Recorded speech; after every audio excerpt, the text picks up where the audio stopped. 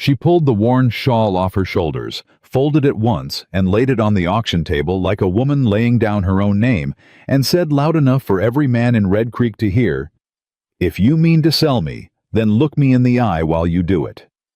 7 men had already turned their backs on her that morning. 7.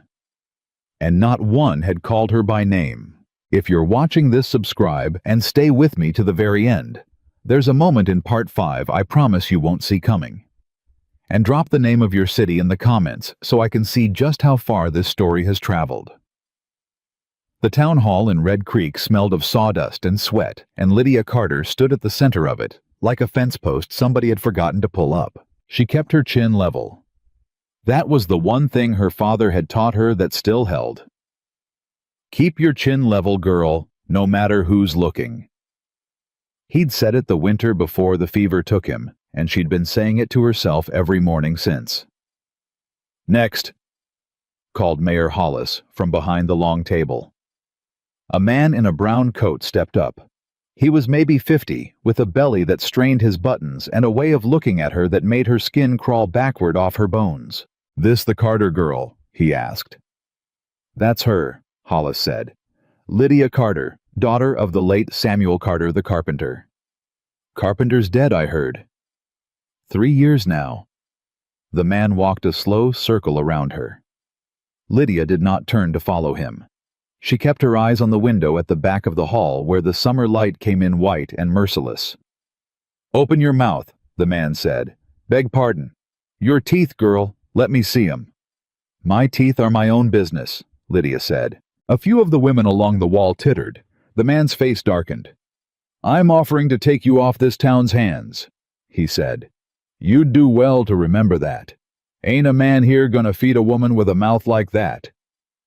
"Then don't feed me," Lydia said. "I've gone hungry before.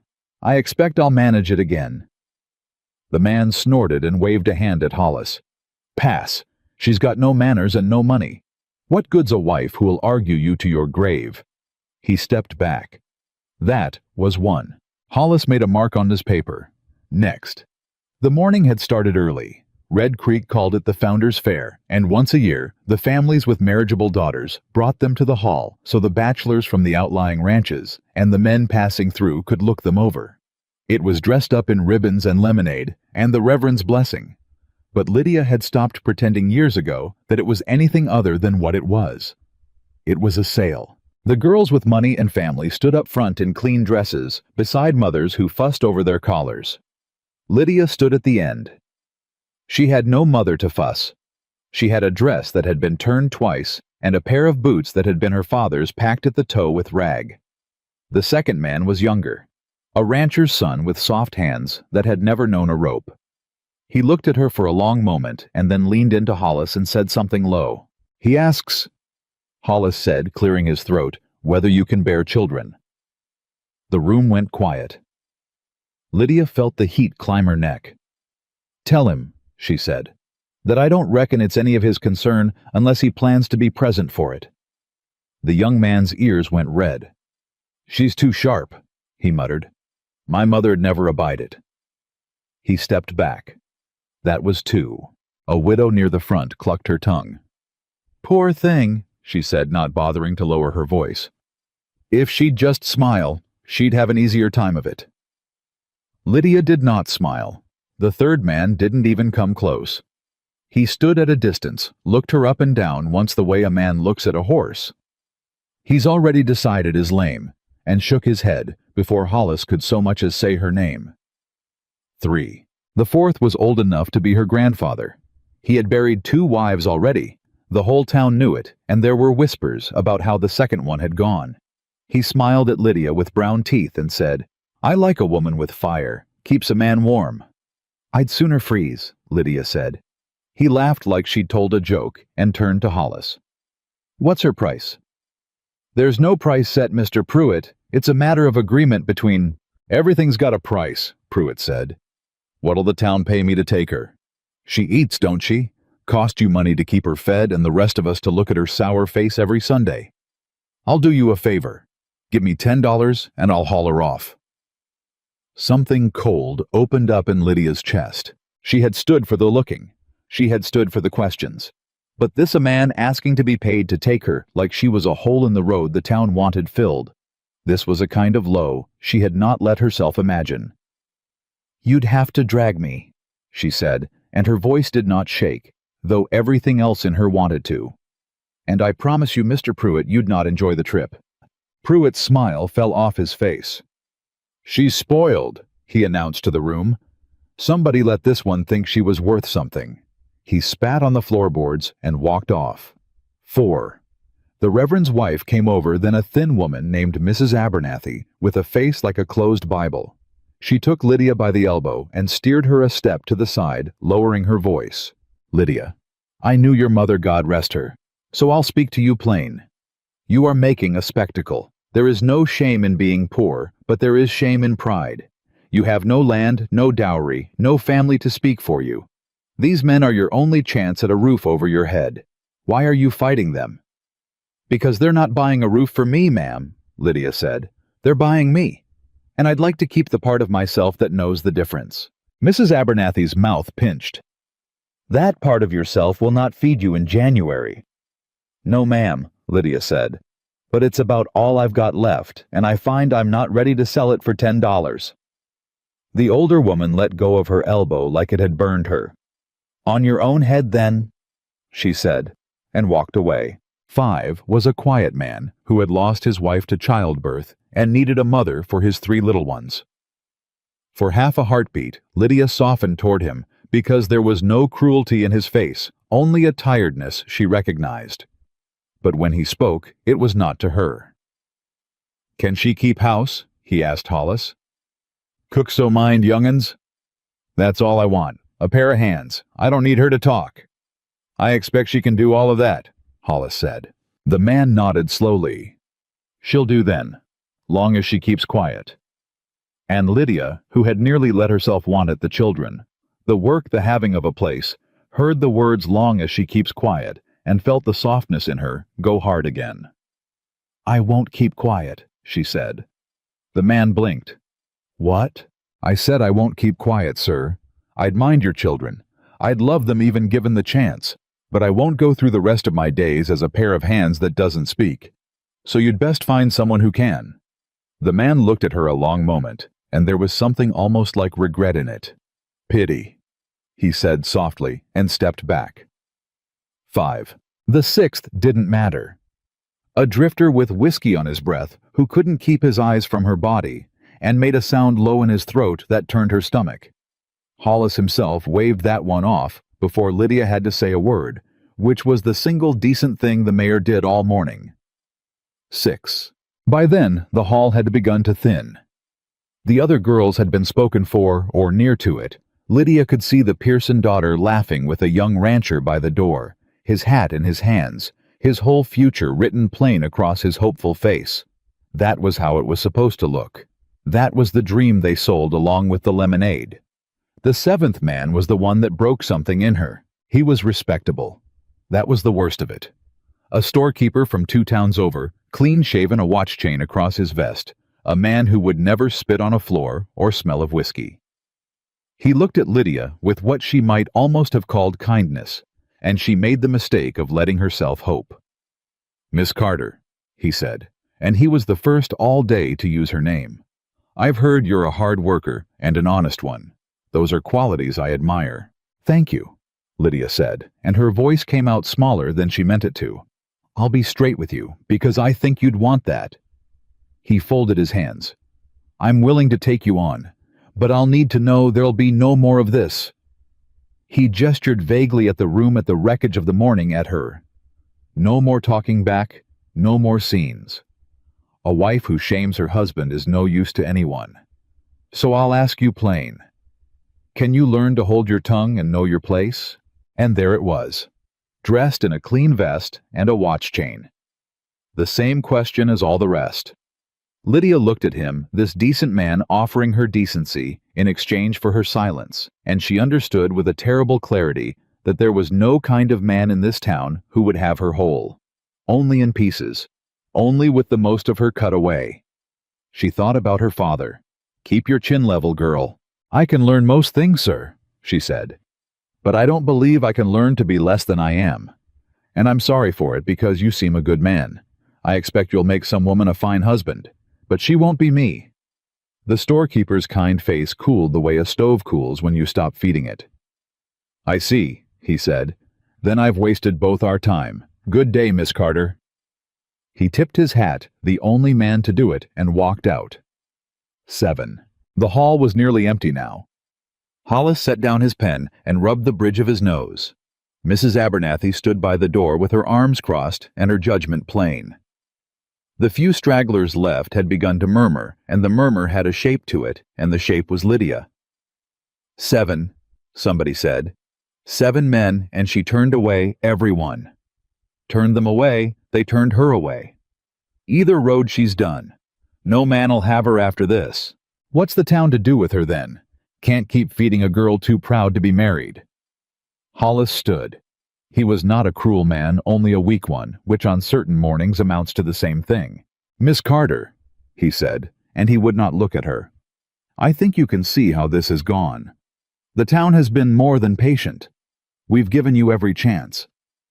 But a woman who can't be settled is a burden, and Red Creek can't carry burdens it didn't make. I'm afraid we'll have to consider other arrangements. The county home. Or perhaps the territory has work for women who—" "You'd put her out," said a voice from the back of the hall. It was not loud. That was the strange thing. It did not need to be. It cut across Hollis's words clean as an axe through a green branch, and every head in the room turned toward the door. A man stood in the open doorway with the white summer light at his back. He was tall, and he wore it like a man who had stopped noticing he was tall. Trail dust on his boots, and on the shoulders of his coat. A face that hadn't been smoothed by indoor years, burned brown hard at the jaw, with a few days of beard. He didn't sweep his hat off the way the young ranchers had. He didn't smile. He stood in the doorway and let the room look at him, and the room which had been so full of cruel music a moment before fell entirely silent. Lydia did not know him, but she knew the kind of him. Everyone in Red Creek knew of the man who lived up on the high ridges past the tree line, who came down twice a year for supplies and salt, and whatever the town couldn't refuse to sell him, who paid in gold dust and never stayed the night. Mountain folk. The men called him half-wild behind his back. The women crossed the street. Ethan Calloway. "Mr. Calloway," Hollis said, and there was a new note in his voice. Not respect exactly, but the careful tone a man uses with a thing he doesn't fully understand. "This is town business, a private matter." "Sounded public enough," Calloway said. "Heard most of it from the street." He stepped inside. The boards complained under him. You were fixing to put a woman out. To the county home. Or to the territory for work. He let the words sit there ugly. That what passes for charity in Red Creek now. You don't know the circumstances. "I know she's standing in the middle of your hall like a horse you couldn't sell," Calloway said, "and I know not one of you has the decency to be ashamed of it. I'd call that circumstance enough." The room held its breath. Lydia stared at him. After a morning of being talked over, talked about, priced and weighed and dismissed, here was a stranger speaking about her as though she were a person who'd been wronged.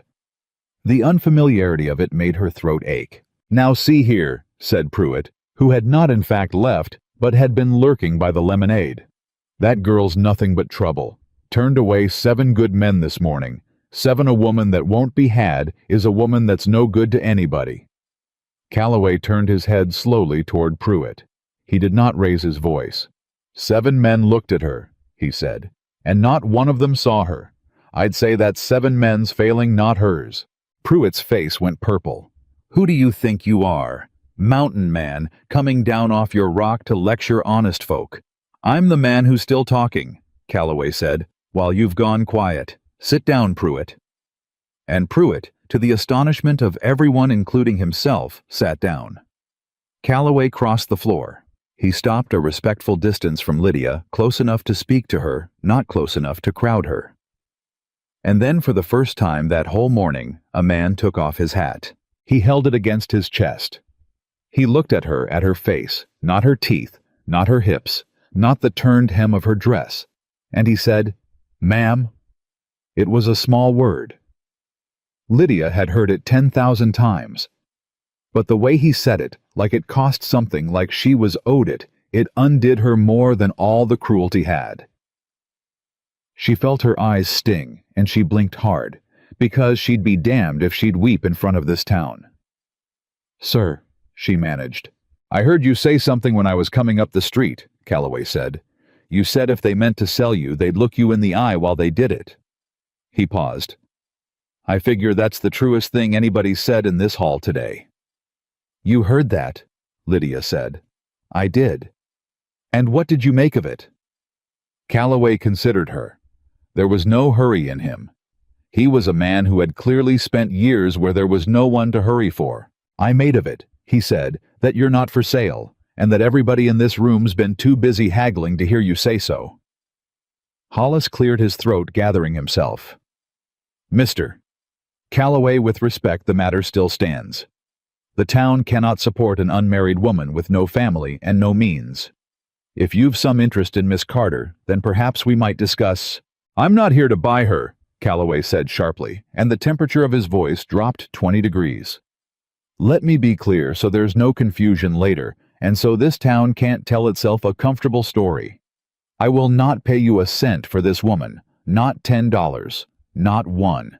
A person is not goods. The moment money changes hands over her head, you've made her a thing, and I'll have no part of making any soul a thing." The hall was silent. "Then what?" Hollis said slowly. "Are you proposing?" Calloway turned back to Lydia. And now for the first time something in his hard face shifted, not softening exactly, but opening the way a door opens onto a room you didn't know was there.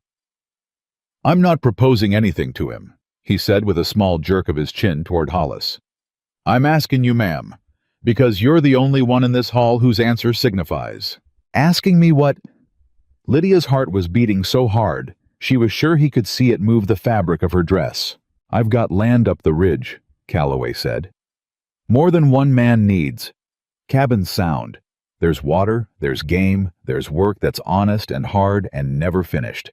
It's a long way from anywhere, and it's no easy life. I won't lie to you about that. The winters are long, and the summers'll cook you, and there's no town to run to when you're lonesome, because there's no town at all." He turned his hat once in his hands. "But there's no one up there to ask if you can bear children. No one to make you open your mouth.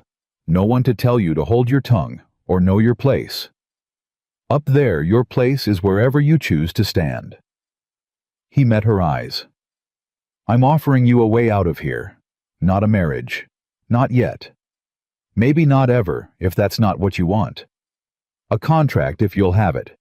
Honest work, for honest keep, and a roof that's yours as much as it's mine, and a man who'll speak to you with respect for as long as you're under it. That's all. That's everything I've got to offer, and it's not much, but it's offered free, and it's offered to you, and it's yours to take or leave." For a long moment, nobody breathed. Then Mrs. Abernathy found her voice. "This is indecent," she hissed. "A young woman alone with a man on a mountain?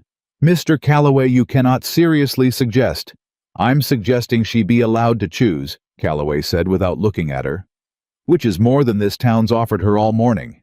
As for decency, ma'am, I'd be careful talking to me about decency if I'd just watched a girl get priced like a heifer and called it a founder's fair." Mrs. Abernathy's mouth snapped shut. Calloway waited. He did not press.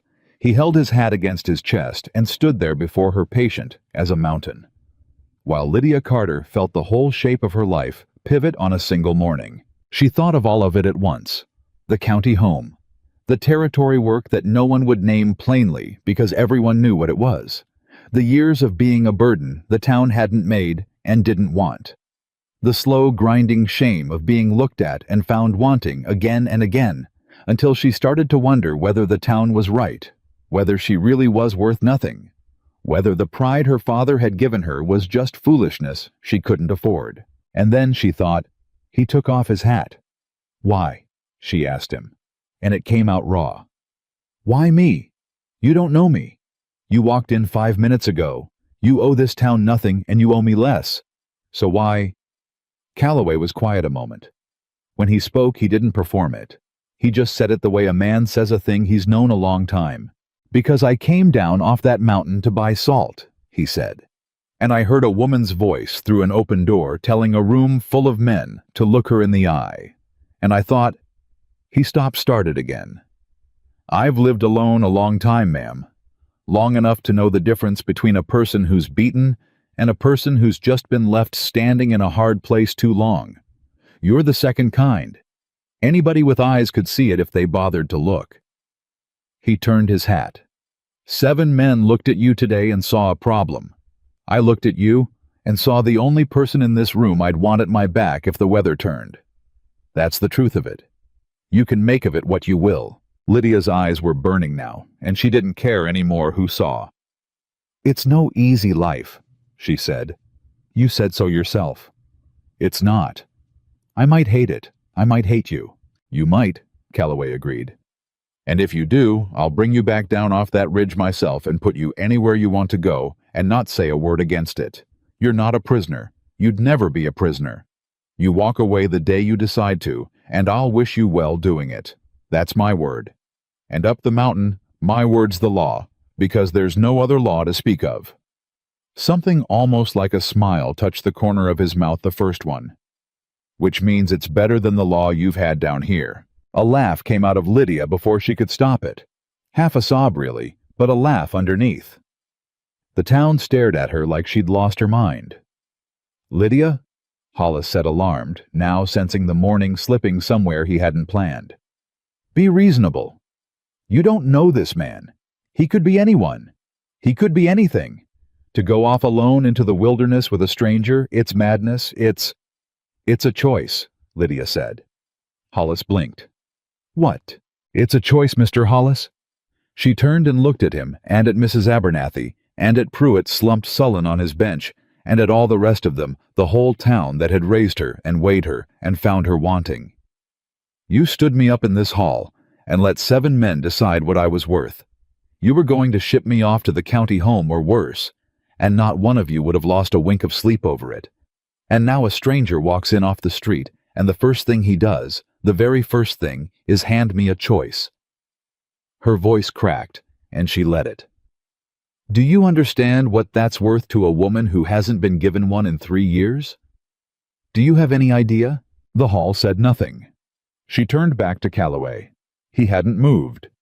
He stood there with his hat against his chest and waited the way she suspected he waited for weather for game. For the slow turning of seasons up on his ridge without complaint, without hurry, ready to take whatever came. "I don't trust you," Lydia said to him. "You'd be a fool to," Calloway said. "You've known me 10 minutes. I don't trust you," she said again. "And I'm not saying yes because I do. I'm saying yes because there's not one thing left for me in this town, and you're the first man in it who looked at me like I was a person. That's not love, Mr. Calloway. That's not even trust. That's just the only door that's open. So I'll walk through it. But I'm walking through with my eyes open, and the first time you treat me like those 7 men did, I'm gone mountain or no mountain. Are we understood?" Ethan Calloway looked at her for a long moment. And then he did the thing that finished it, the thing Lydia would remember years on as the moment her whole life turned. He held out his hand. Not to take hers, not to lead her. He held it out flat, the way you'd hold a hand out to make an agreement between equals, between partners, between 2 people standing on the same ground. "We're understood, Miss Carter," he said. "Eyes open. That's the only way I'd want it. You shake my hand, it's not a sale, and it's not a wedding. It's a bargain between 2 free people, and either one of us can break it. That suits you." Lydia Carter looked down at that hand, brown and scarred and steady, and then she looked back up at the town that had tried to sell her, and then she looked at the man who would not. She put her hand in his and shook it. "It suits me," she said. A sound went through the hall. Not a cheer, nothing so warm as that. A kind of shocked exhalation, the noise a crowd makes when something happens they were sure could not. Mrs. Abernathy pressed a handkerchief to her mouth. Pruitt swore under his breath. Hollis sank back into his chair, the pen still in his hand, his founder's fare come apart in front of him. "You'll regret it, girl." Pruitt called out ugly to the last. "He'll work you to the bone and bury you on that mountain, and no one'll ever find your grave." Calloway didn't even turn around.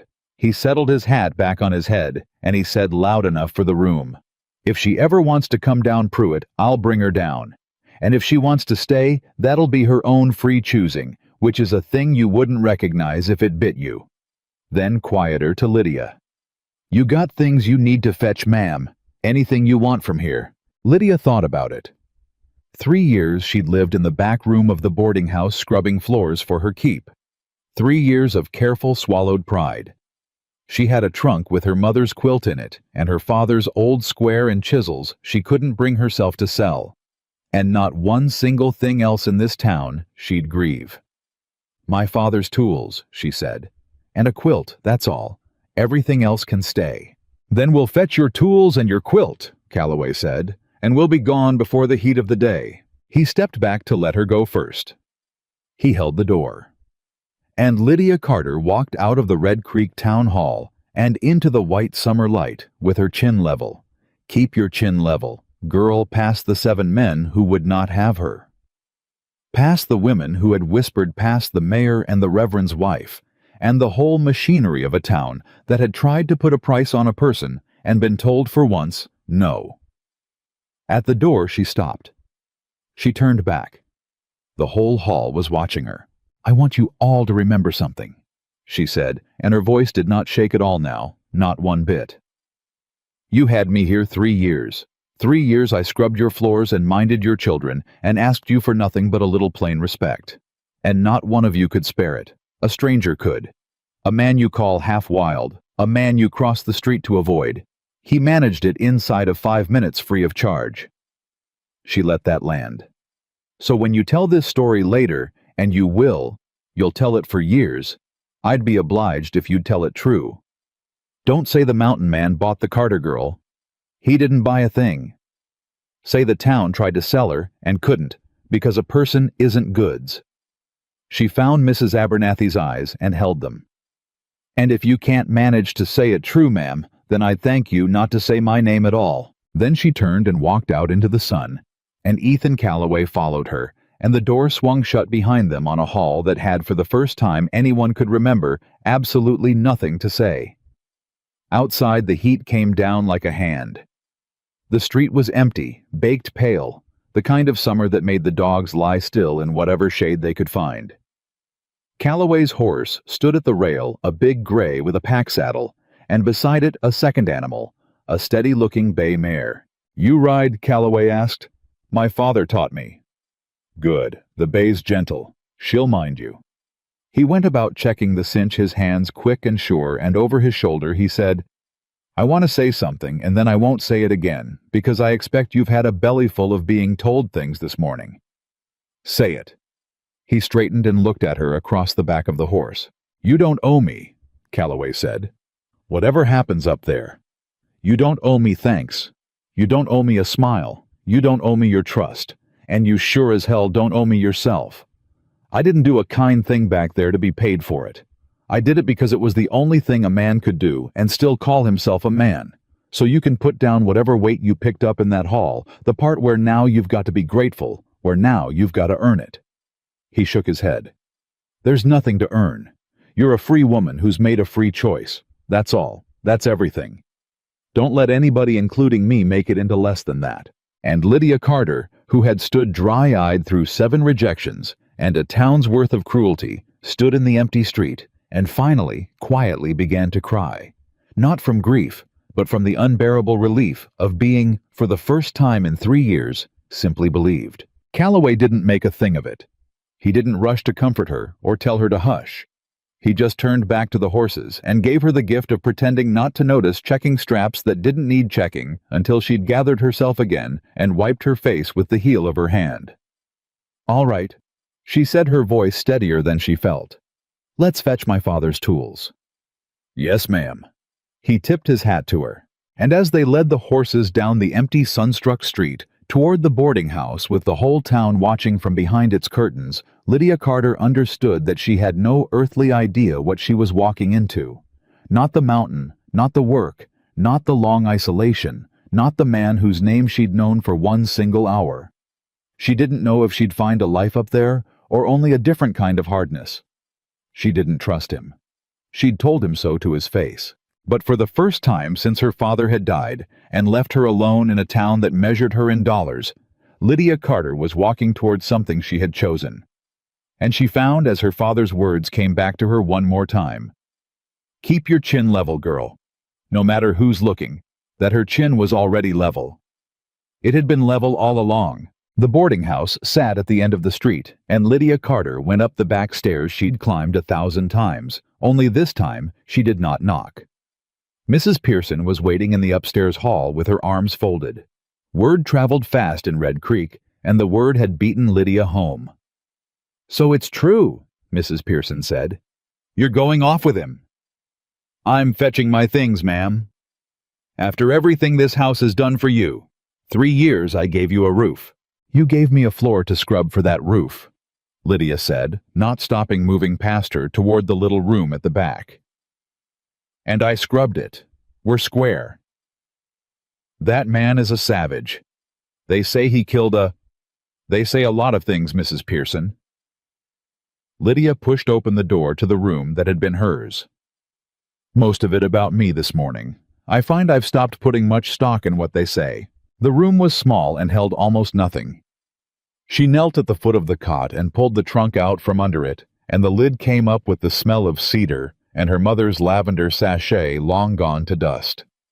The quilt was folded on top. Beneath it, wrapped in oilcloth, her father's square and his good chisels and the small block plane he'd made her hold as a girl, his big rough hand over her small one, teaching her the grain. "He'll ruin you," Mrs. Pearson said from the doorway. "You'll be back here in a month ruined, and don't expect this house to take you in." Lydia closed the trunk. She stood and she turned, and she looked at the woman who had housed her 3 years and never once asked how she was sleeping. "I won't be back," she said simply. "Not because I'll be ruined, because there's nothing here worth coming back to. You should know that, ma'am, before I go. There's not one soul under this roof I'll think about twice." She lifted the trunk. It was not heavy. Her whole life weighed less than a sack of feed, and she carried it down the back stairs and out into the white heat where Ethan Calloway was waiting with the horses. He took the trunk from her without a word and lashed it to the pack saddle quick and tight. He didn't ask what had passed inside. He didn't ask if she was sure. He just secured her father's tools and her mother's quilt to the gray as carefully as if they were made of glass, and Lydia watched his hands do it and felt something in her chest she didn't have a name for. "Ready," he said. "No," she said honestly. The corner of his mouth moved. "Good. A person who says they're ready for the mountain usually isn't. Mount up, Miss Carter. We've got light to use." She put her boot in the stirrup of the bay and swung up, and the mare stood steady under her the way Calloway had promised, and Lydia gathered the reins in hands that remembered, even after 3 floor-scrubbing years, exactly how to hold them. They were not 20 feet down the street when a boy came running. "Mr. Calloway! Mr. Calloway, sir!" Calloway reined in. The boy was maybe 12, barefoot, gasping, and Lydia recognized him. Tommy Hollis, the mayor's youngest, the only Hollis she'd ever had a kind word from. "Easy, son," Calloway said. "Catch your breath. My pa says—" The boy bent over his knees, panting. "My pa says you can't take her. He says it ain't legal. He says she's a ward of the town on account of her being poor and no family, and the town's got a say in where she goes, and he's sending for the marshal." Lydia felt the cold come back into her chest. But Calloway only sat his horse calm as a stone in a creek. "Did he?" he said. "He says the marshal will be here by sundown, and you're to stay put till then, or it's kidnapping." Kidnapping. Calloway turned the word over. He looked at Lydia. "You feel kidnapped, Miss Carter. I feel like the first free thing I've done in 3 years is about to be taken from me by the same men who tried to sell me," Lydia said, and her voice was tight. "That's how I feel." Calloway nodded slowly, as if she'd confirmed something. Then he looked back down at the boy. "Tommy, is it?" "Yes, sir." "You run back to your pa Tommy, and you tell him this word for word. Tell him there's no law on this earth makes a grown woman a ward of a town that tried to sell her at a fair. Tell him if he wants to call the marshal, he'd best be ready to explain to that marshal exactly what was happening in that hall this morning, and exactly what price old Pruitt was asking to haul her off, because I'll be glad to testify to every word of it, and so will 20 other folk who were standing there watching and doing nothing. His voice never rose. That was the terrible thing about it. Tell him a marshal who hears the words town tried to sell a woman is a marshal who starts asking questions the mayor of Red Creek does not want asked. You tell him all that, Tommy, and then you tell him I said good day. The boy's eyes were huge. Yes, sir, he whispered, and he turned and ran. Calloway clicked his tongue and the horses moved on. Will it work? Lydia asked low. It'll work, Calloway said. Your mayor's a weak man, and weak men fold the second a thing costs them more than it's worth. Right now he's angry. By the time that boy's done talking, he'll be scared. By sundown, he'll have decided the whole business never happened, and inside a week he'll be telling folks he was glad to see you settled. He glanced at her.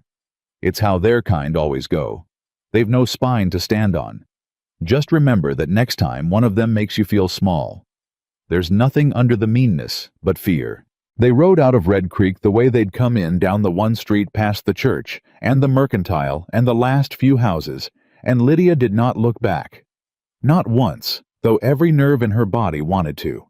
She kept her chin level and her eyes forward, and the town fell away behind them into the heat shimmer, and within an hour there was nothing around them but the wide brown country and the blue wall of mountains ahead. They rode in silence a long while. Calloway was not a man who filled the quiet, and Lydia found to her surprise that she didn't mind it. After a morning of being talked at, the silence was a kind of mercy. But the questions were piling up in her, and finally she let one out. You said you came down for salt. I did. You didn't get any. Calloway almost smiled. No, I didn't. So you'll have to come down again. I expect so. Then it wasn't worth it, Lydia said. Whatever you think you did back there, you came down for salt, you got a woman who doesn't trust you, and a town that wants the marshal on you, and you still don't have your salt. Calloway was quiet a moment, the horse's hooves steady on the hard ground. I've gone without salt before, he said. I never once had to go without being able to look at myself. I'll take the trade. He shifted in his saddle. And you keep saying that you don't trust me. You don't have to keep saying it, Miss Carter. I heard you the first time, and I'll hear you if you say it the 100th. You're not obliged to trust me. You're obliged to nothing. I told you that already. I keep saying it, Lydia said slowly, because I keep waiting for it to stop being true. For you to do the thing they all do sooner or later, the thing where it turns out the kindness had a hook in it. There's no hook. That's exactly what a man with a hook would say. And at that, Ethan Calloway laughed, a real one, short and surprised, like a sound that didn't get much use. Fair enough, he said. Fair enough, ma'am. Then I won't try to talk you out of it. Watch me instead. Words are cheap. You watch what I do over the next while and you decide. That's the only honest way to know a man anyhow. It was nearer to evening when the land began to climb. The brown plains gave way to scrub, and then to pine, and the air changed. Lydia felt it before she understood it, a thinning, a coolness creeping in under the heat. The bay mare leaned into the grade, and the questions in Lydia which had quieted came back sharper because the higher they went, the more real it all became, and the more real it became, the more frightened she let herself be. How far? She asked. Couple hours yet. And there's no one. You said there's no one. No one for half a day's ride in any direction. He looked over at her, and he must have seen something in her face because his voice gentled. That frightened you? Yes, Lydia said. She was done lying about small things. Yes, it frightens me. I've spent 3 years in a town full of people who didn't care whether I lived or died, and somehow it never scared me the way the thought of no people at all does right now. She gripped the reins. If something happens to me up there, if I'm hurt or sick or there's no one, if something happens to you, there's no one. We're just 2 people on a mountain, and if it goes wrong all the way with nobody to come. That's true, Calloway said. He didn't soften it. That's exactly true. It's the whole shape of the life. There's no one to come. Which is why you learn to come for yourself and for whoever's with you. Down in the town, a person can be useless their whole life and never know it because there's always somebody to pick up the slack. Up there, he nodded at the climbing pines. Up there, a person finds out fast what they're made of. There's no hiding from it. Some folks can't bear it. He paused. I've got a notion you're not most folks, but I've been wrong before, and you'll have to find out for yourself which it is. So will I. They came over a last rise as the light was going gold, and Lydia saw it for the first time, the place that was to be her home. A cabin low and broad and sound, built of squared logs by a hand that knew what it was doing, set into a shoulder of the mountain, with the pines at its back and a long fall of land before it. A stream came down off the higher ground and ran near the door. There was a barn, a corral, a garden patch turned and tended. It was not the wild den the town had imagined when they spoke of the half-wild man on the ridge. It was a place a careful man had made with years of labor. Lydia reined in and looked at it. You built this, she said. Most of it. Some of the cabin was here when I came. The rest is mine. It's... She stopped. She had been about to say beautiful, and that wasn't a word she was ready to give him yet. It's more than I expected, she said instead. The town makes it sound like you live in a hole. The town makes a lot of things sound like a lot of things. He swung down off the gray and came around to her stirrup, but he didn't reach up to help her. He just stood there ready if she needed it, leaving the choosing to her. She got down on her own. He nodded like that was the right answer. Come on, I'll show you where things are, and then I'll see to the horses, and we'll get some food in you. You've had nothing since this morning, and you've had a worse morning than most. He led her to the cabin door and opened it and stood back to let her go first. Inside it was plain and clean. A stone hearth swept. A table, 2 chairs, and Lydia noted the 2 chairs and wondered at them. A solitary man with 2 chairs, but said nothing. A bed against one wall neatly made. A second smaller room off the main one with a narrower bed in it, the door standing open. That room's yours, Calloway said before she could ask. Door's got a bolt on the inside. I put it on this afternoon before I came down, soon as I... He stopped. Lydia turned. Soon as you what? A muscle worked in his jaw. He was a man she was learning who found the truth easy in big matters and hard in small ones. Soon as I'd decided, he said finally. I rode down for salt this morning, that's God's truth. But I'd been thinking a while now that this place was too much for one man and getting to be too quiet, and that if the right circumstance ever... He shook his head. I'm making a hash of this. What I mean to say is, I didn't plan on you, Miss Carter. I want to be straight about that, so you never think you walked into a trap I'd laid. I didn't know your name this morning, but I'd built that second room 2 years ago with the half a thought that someday it might be somebody's, and I put the bolt on the door today because the second I heard what that town was doing to you, I knew I'd offer. And I knew if you came, you'd want a door you could lock against me until you'd decided I wasn't worth locking it against. He met her eyes. So there it is. The bolt's on your side. I'll never have a key to it, because there's no key because it's a bolt. You shut that door at night and there's not a thing in this world I could do about it, and that's how I made it on purpose. Now you know. Badou. Lydia stood very still. In a single day, she had been priced like livestock by 7 men and offered freedom by a stranger, and she had thought she'd used up all the feeling a person had in them. But this undid something else in her, some last braced and guarded thing.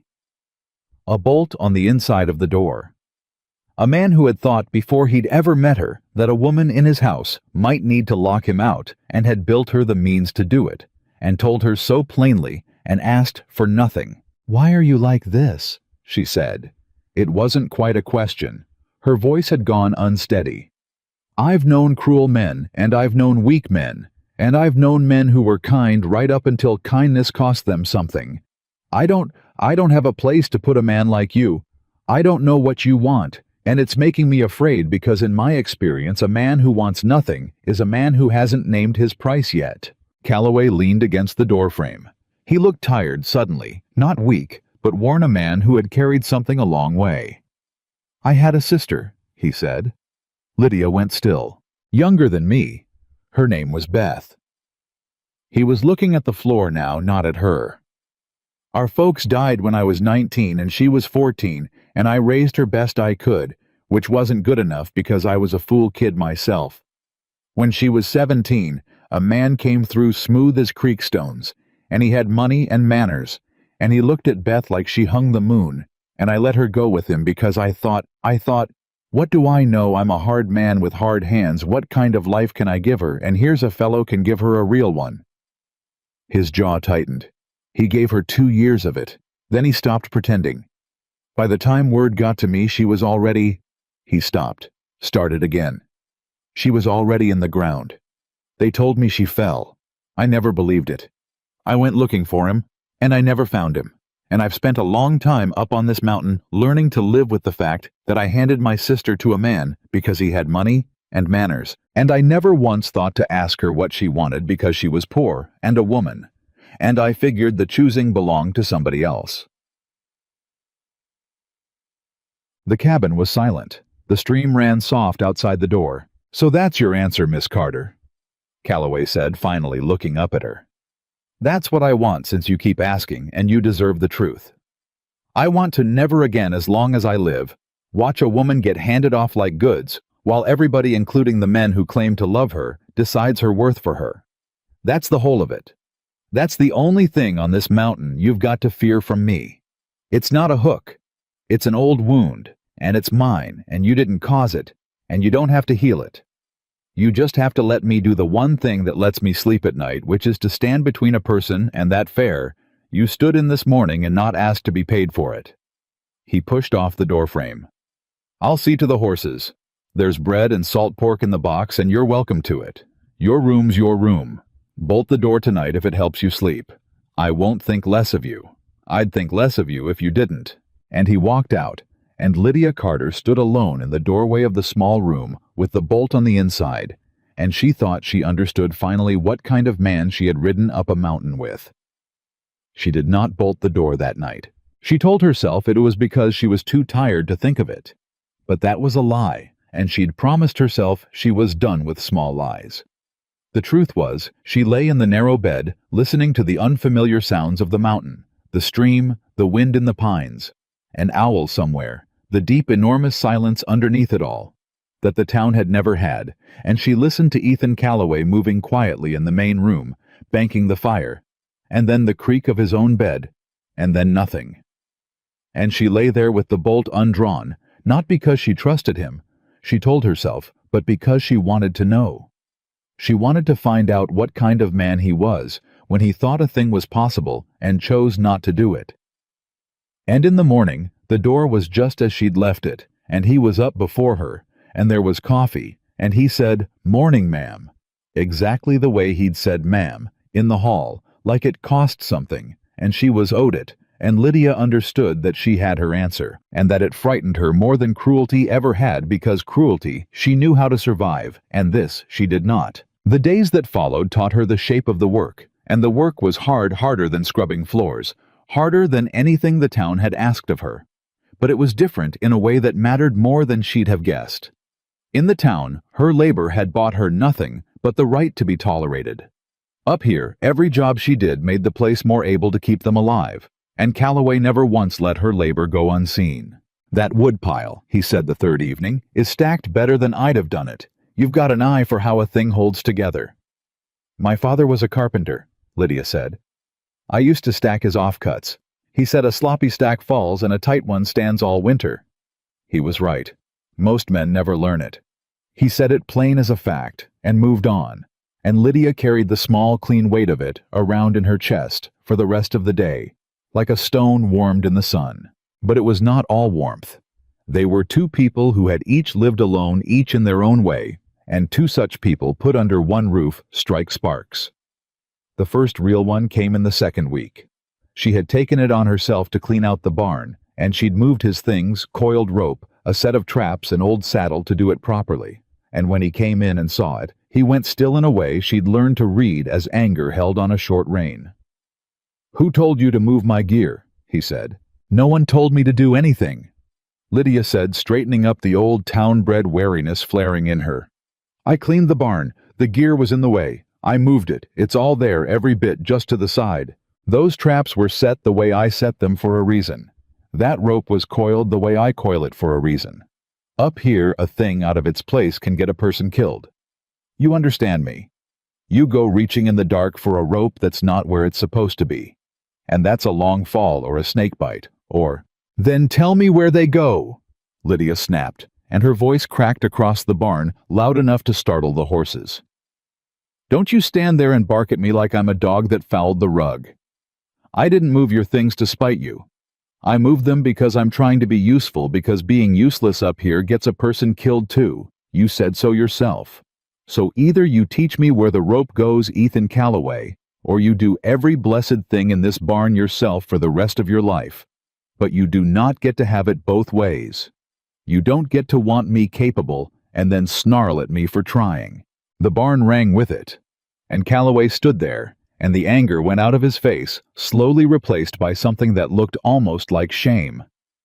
"You're right," he said. Lydia blinked. She had been braced for a fight. "What?" "You're right, I'm sorry." He took his hat off, ran a hand through his hair, put it back on. "I've lived alone 11 years, Miss Carter. Everything in this place is exactly where I put it, because for 11 years there was no one to put it anywhere else. A thing moves, my first thought is, something's wrong. Somebody's been at my gear, because for 11 years, if my gear moved, it was a bear or a thief and nothing good. That's my failing, not yours. You were trying to help, and I bit you for it, like one of those 7 men, I expect." He looked genuinely stricken at that. "That's the truth, isn't it? I sounded just like them." "A little?" Lydia admitted, because she'd promised herself the truth. "For a second, you did. Then I'm twice sorry." He let out a breath. "Here's what we'll do. The rope hangs there on that peg coiled clockwise so it pays out clean. The traps go in that box sprung so a hand reaching in doesn't lose a finger. The saddle on that rail. You learn those 3 things, and the barn's yours to keep however you see fit, and I'll not say another word about it. That suits you. It suits me." And Lydia. It was the first time he'd used her given name. They both heard it. He pressed on like he hadn't. "You're not useless. You were never going to be useless. I knew that in the hall. Don't take a clumsy thing I said in a bad moment and make it into proof of the worst thing the town ever told you. You're worth 10 of them. I mean that." She had to turn away from him, then busy herself with the horses, because her eyes had gone hot and she would not let him see it twice. That night at the table, she said without looking up from her plate, "I didn't bolt the door, the first night, or any night since." Calloway's fork paused. "I know," he said. "You know. There's no sound like a bolt sliding. I'd have heard it. I never did." He went back to eating. "I'm glad of it. Not because—" he searched for the words. "Not because of what you might think a man means by that. I'm glad of it because it means you're starting to believe me. And I'd rather you believe me than fear me, that's all." "Don't get ahead of yourself," Lydia said. "I still don't trust you. I know that too. I'm only telling you I haven't bolted the door. And I'm only telling you I'm glad." A pause. "We can leave it there if you like." "We'll leave it there," Lydia said. But something had shifted, and they both knew it, and the not trusting had become a smaller and stranger thing than it had been, a habit she kept up more out of stubbornness than belief. The trouble, when it came, did not come from the mountain. It came up the mountain. It was near 3 weeks in a hot, still afternoon, and Lydia was in the garden when she heard the horses, more than one, coming up the trail that Calloway said no one used but him. She straightened, the back of her neck prickling, and saw Calloway come out of the barn, already moving his rifle in his hand. Not pointed at anything, just in his hand, the way a careful man holds a tool he hopes not to use. "Get inside," he said low. "What is it?" "Don't know yet. Get inside, bolt the door, and don't come out till I tell you. Go on now, please." It was the pleas that moved her. She went, but she didn't bolt the door. She stood just inside it, watching through the crack, her heart going hard. 3 riders came up into the yard, and Lydia's stomach dropped because she knew the lead one. She knew the watch chain across his vest and the clean-shaven, respectable face. It was the 7th man, the storekeeper from 2 towns over. The one who'd tipped his hat and called her by name and asked if she could learn to know her place. And beside him rode a man with a tin star on his coat, the marshal. And behind them both, fat and sweating and triumphant on a tired horse, rode Pruitt. "Afternoon," Calloway said, easy, the rifle still just resting in his hand. "Long way up for a social call." "It's not social, Mr. Calloway," the storekeeper said. He had a paper in his hand. "It's legal. This here's a marshal, and this is a writ, and I've come to collect what's mine." "And what's that?" Calloway said. The storekeeper smiled, and it was a different smile than the one he'd given Lydia in the hall, with nothing kind left in it at all. "The Carter woman," he said. "Turns out a contract was struck, Mr. Calloway, signed and witnessed the morning of the fair before you ever walked in. Mayor Hollis has it in his own hand. I paid good money for that woman's keep, and she's bound to me by law, and you've been harboring another man's promised wife for 3 weeks. He held up the paper, and Lydia, watching through the crack in the door, felt the whole bottom drop out of the world. "So you can hand her over, peaceable mountain man, or the marshal here can take her and take you too for theft of a man's property." Calloway didn't move. He didn't so much as glance at the paper. "Read it to me," he said. The storekeeper frowned. "What?" "The writ, the contract.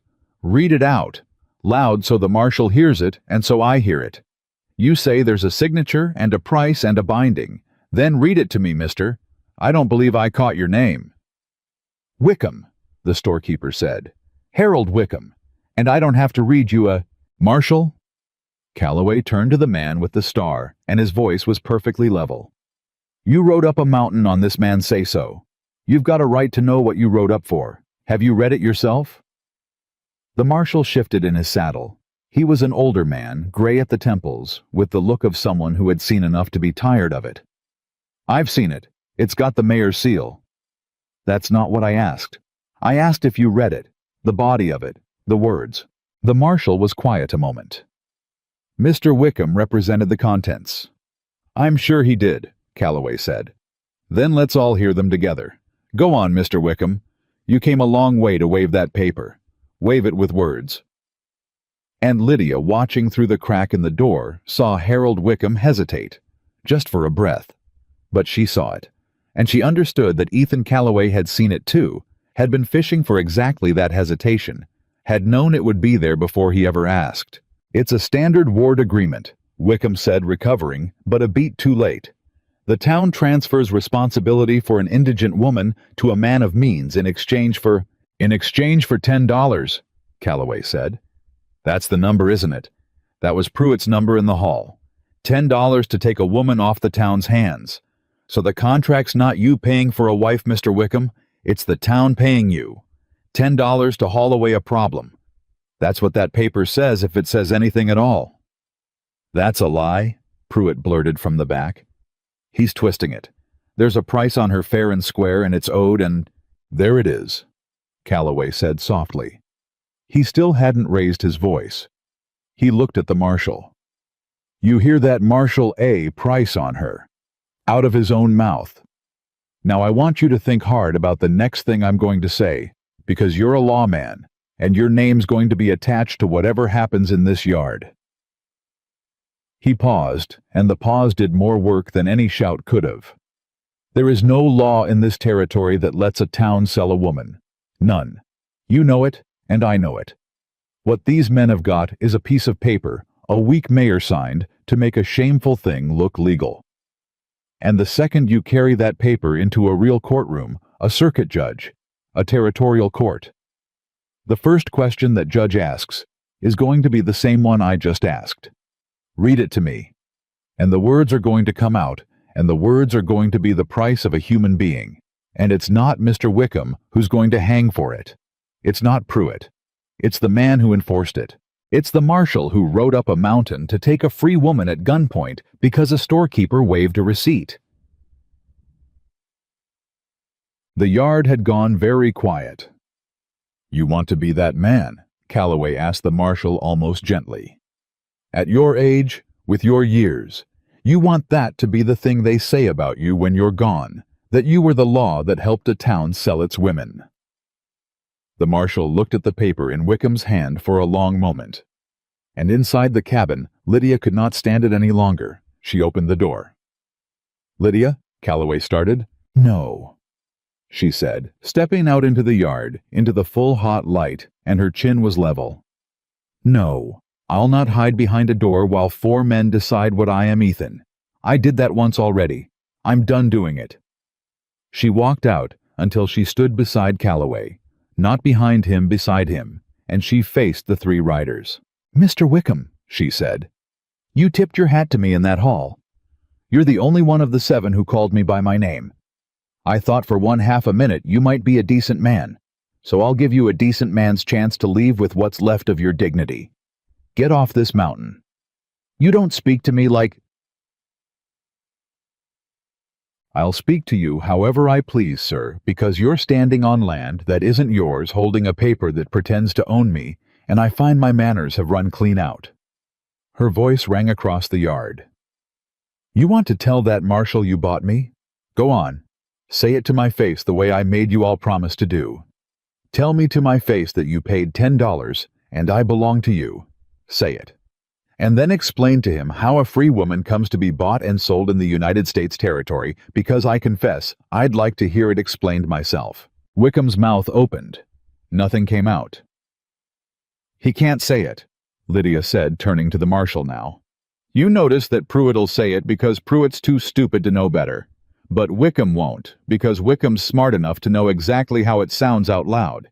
And if it can't be said out loud in a yard, marshal, how do you reckon it's going to sound in a courtroom?" The marshal was looking at her now, really looking the way Calloway had looked at her in the hall, like she was a person who'd been wronged. "Ma'am," he said slowly, "did you sign anything?" "No, sir, not one thing. No one ever asked me to. They didn't think my signature signified. They struck their bargains over my head like I was a heifer at market, and the first man who ever asked me what I wanted was this one." She nodded at Calloway. "And what I wanted was to leave, and I left of my own free will, and I'd do it again." "And the bolt on your door?" the marshal asked. "Up here alone with this man, has he?" "He built me a door I could lock against him," Lydia said, "and gave me the only way to lock it, and never once asked for the key, because there is no key, because he made it a bolt on my side a purpose. I've never had to use it. He's never given me cause." She let that sit. "Now you tell me, Marshal, in your years of carrying that star, how many men have you known who'd do a thing like that?" The marshal said nothing for a long moment. Then he turned in his saddle slow, and he looked at Harold Wickham, and his face had changed. "Give me the paper," he said. "Marshal, give me the paper, Wickham." Wickham handed it over his hand, not quite steady now. The marshal unfolded it and read it. Actually read it. His lips moving slightly, taking his time, while the sun beat down and nobody dared speak. And Lydia watched his face, and she saw it go from tired to something harder, and she knew before he said a word. "This," the marshal said, "is not a ward agreement." He looked up at Wickham.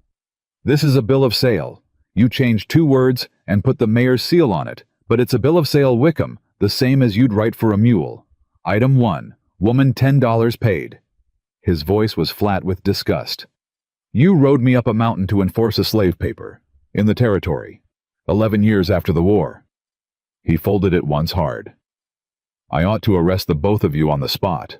"Now hold on," Pruitt started. "Shut your mouth, Pruitt, or I'll find a reason." The marshal turned back to Lydia and to Calloway, and he touched the brim of his hat, and it was a different gesture entirely from Wickham's oily courtesy in the hall. "Ma'am, Mr. Calloway, I apologize. I came up here believing a lie, and that's my own failing for not reading before I rode. It won't happen twice." He nudged his horse around. Wickham Pruitt, you're riding back down with me, and we're going to have a long talk with Mayor Hollis about exactly what got signed at that fair, and whose names are on it, and what a circuit judge is liable to make of the whole rotten business. Move. You can't. Wickham's voice had climbed to something thin and frightened.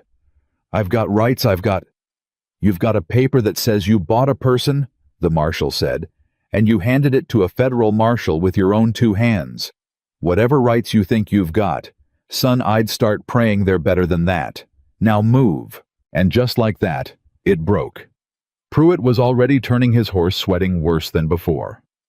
Wickham sat one more moment staring at Lydia with a hatred that had nothing respectable left in it, and Lydia stared right back and did not give him 1 inch of her eyes. This isn't finished, Wickham said. It was finished in the hall, Lydia said. You just hadn't heard yet. They rode down the mountain, the 3 of them, the marshal at the rear, like a man herding stock, and Lydia and Calloway stood in the yard and watched them go until the trees took them, and the only sound was the stream again and the wind in the pines. For a long moment, neither of them spoke. Then Calloway let out a breath that seemed to come up from his boots, and he leaned the rifle against the corral rail like it had gotten heavy, and he said, You weren't supposed to come out of that cabin. I know. I asked you to stay inside. I know that too. Lydia turned to face him, and she found she was shaking now that it was over, her hands trembling at her sides, the fear she'd held down through the whole standoff coming up all at once. I couldn't do it, Ethan.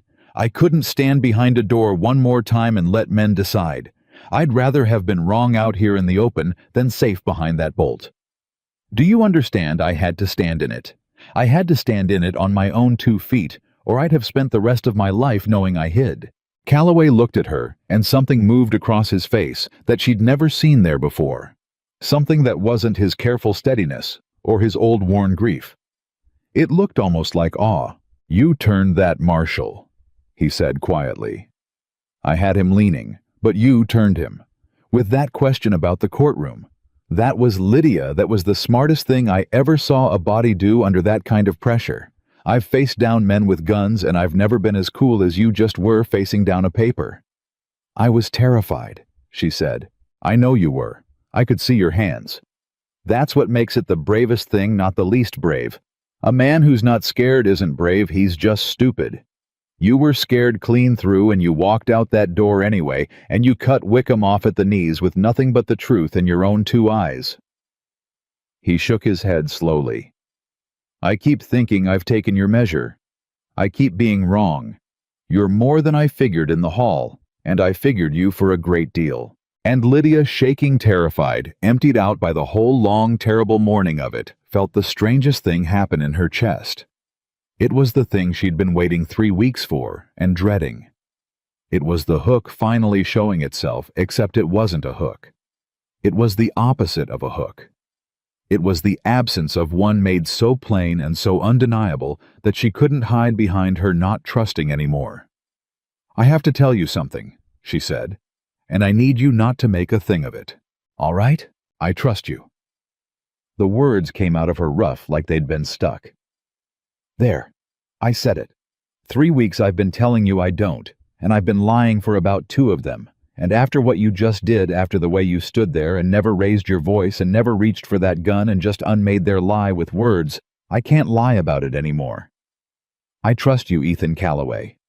I don't know what to do with it. It scares me worse than Wickham did. But it's true, and I'm done not saying true things. Calloway was quiet a moment, and then he did exactly what she'd asked. He didn't make a thing of it. He didn't smile too big or step toward her or reach for her.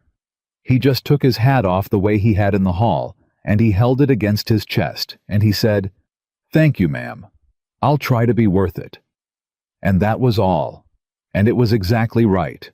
They went back to the work, because on a mountain, the work doesn't stop for feelings, and there was water to haul, and the garden to tend, and supper to think about, and the ordinary rhythm of it was a mercy after the fear.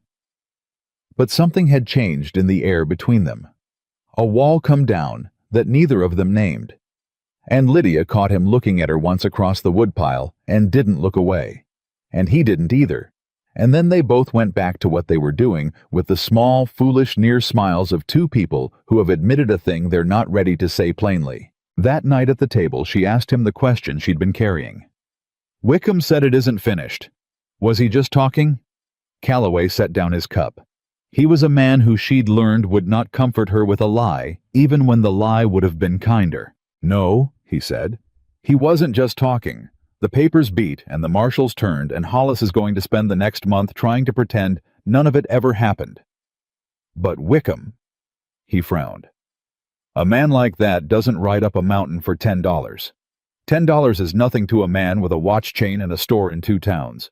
So I've been asking myself the whole time he was standing there.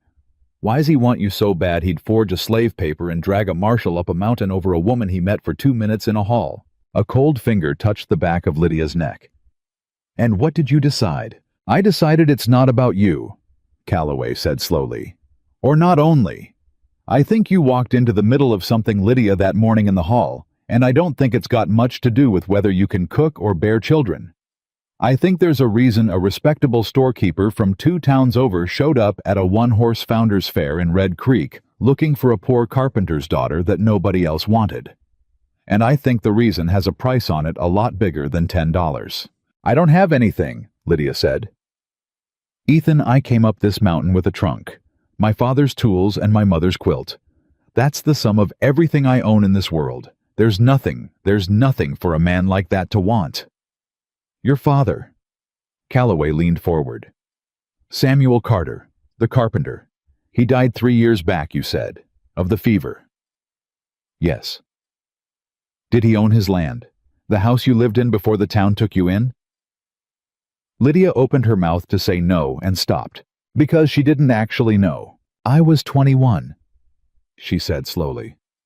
I didn't when he died. There was the fever and the funeral, and then the town came and said there were debts and the house had to be sold to settle them, and they were doing me a kindness, taking me in, and I was grieving, and I was alone, and I signed what they put in front of me, because I didn't know any better, and there was no one to tell me different. Her voice had gone thin. I never read it, Ethan. I was 21, and my father was dead, and they put a paper in front of me and I signed it.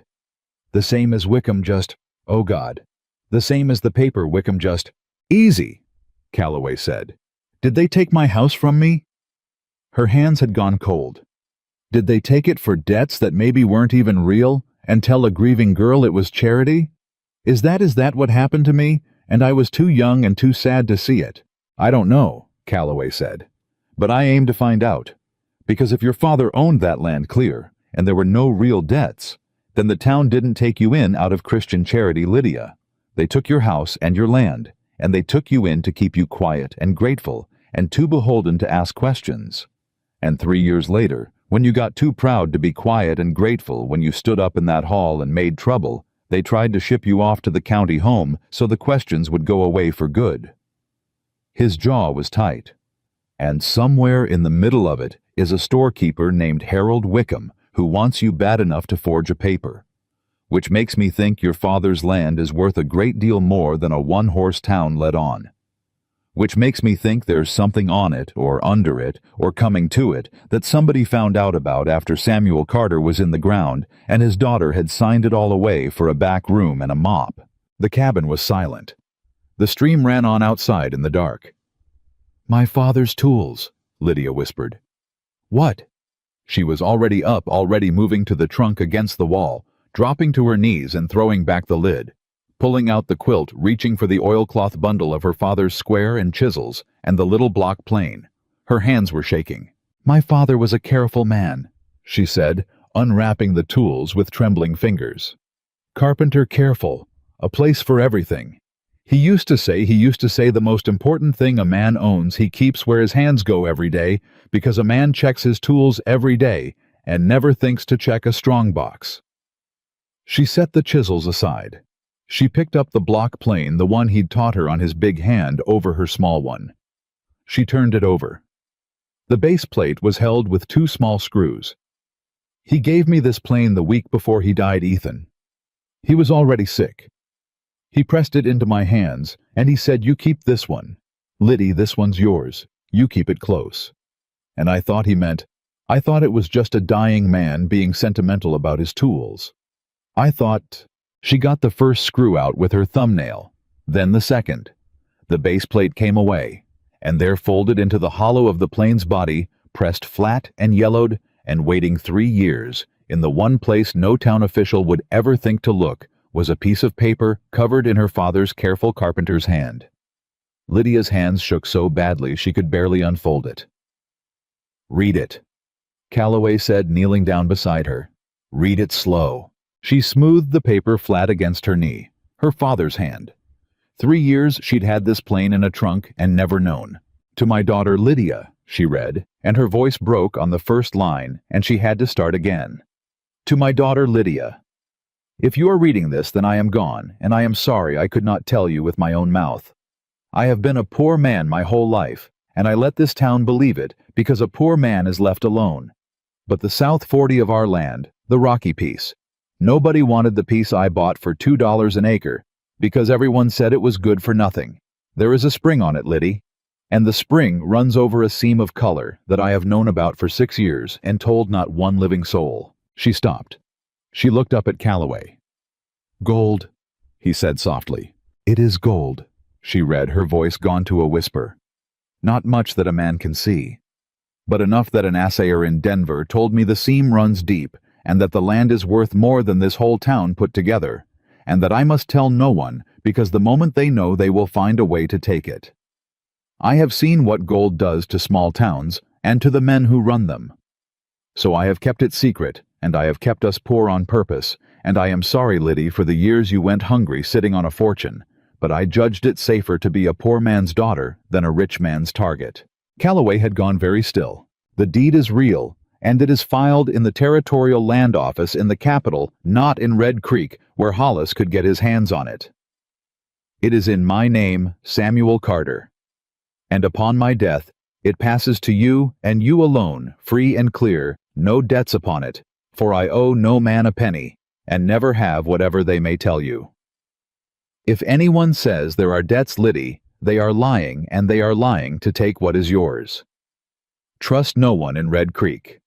Not Hollis, not the Reverend, not anyone who smiles too easy.